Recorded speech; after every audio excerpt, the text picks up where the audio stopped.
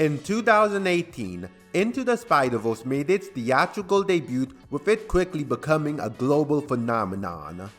Not only was it the first ever animated Spider-Man film, with said animation leaving a major impact on the animation industry, but the leading Spider-Man would be Miles Morales instead of Peter Parker. People all over the world praised the movie for its gorgeous visuals, engaging story, and doing the one thing Miles Morales' creator never managed to do, making Miles an interesting character.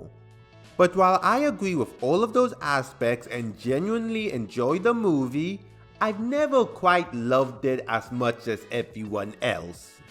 This is for several reasons, such as Jefferson believing that Spider-Man killed his brother only for it to never properly be explored, Gwen being sent back a week in time prior to Miles getting his powers, which makes zero sense, and the topic of this video, the Kingpin failing as a villain.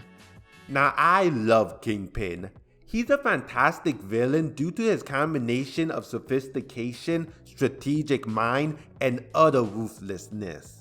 Whether it be the comics, the shows, the video games, or even that awful Daredevil movie we would all like to pretend never happened, Kingpin is always a treat to watch.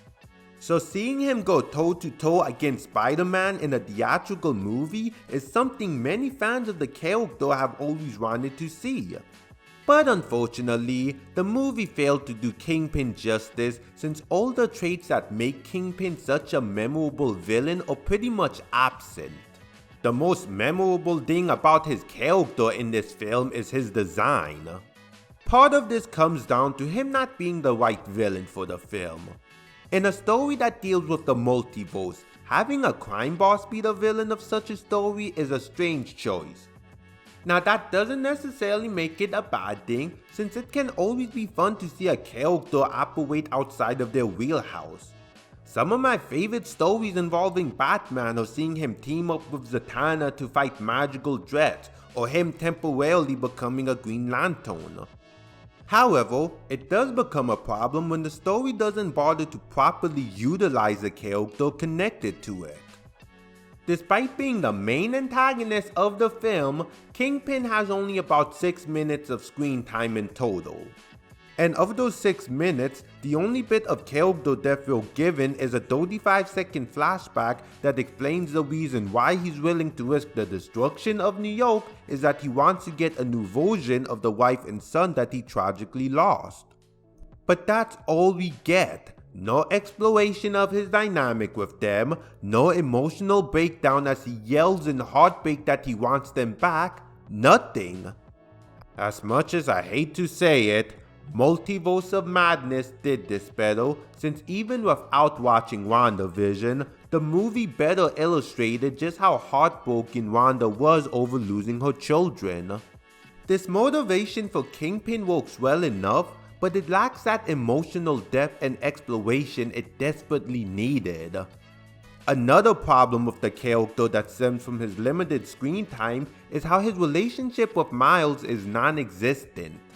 Whereas in other Spider-Man movies, where we get to see each respective Spider-Man interact with their villain throughout the film, which builds up to their final confrontation, we don't get any of that in this film.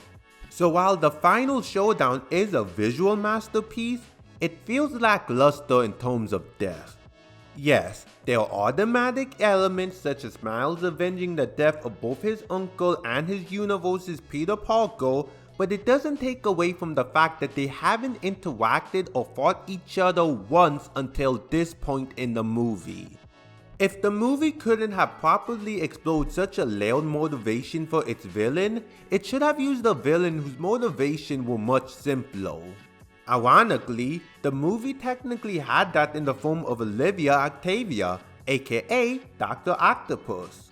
She seems to just be a mad scientist that was obsessed with the multiverse, so swapping her out with Kingpin or making it in which Kingpin was working for her would have been a better solution.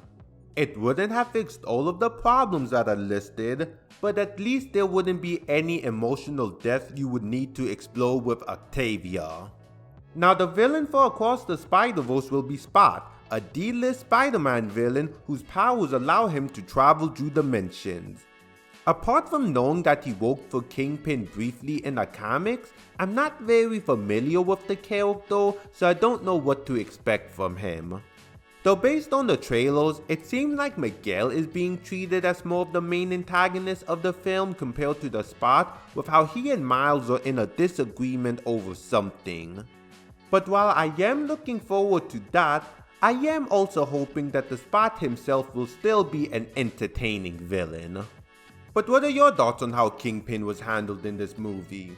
What's your favorite incarnation of the character? And which Spider-Man villain do you want to see be the main antagonist of a Spider-Verse film? Let me know in the comments below. And as always, make sure to like this video, subscribe to my channel, and click the bell so you'll be notified when I make a new video. If you want to follow me on social media, you can find the links to them in the description box below. Until next time, I'm out of here.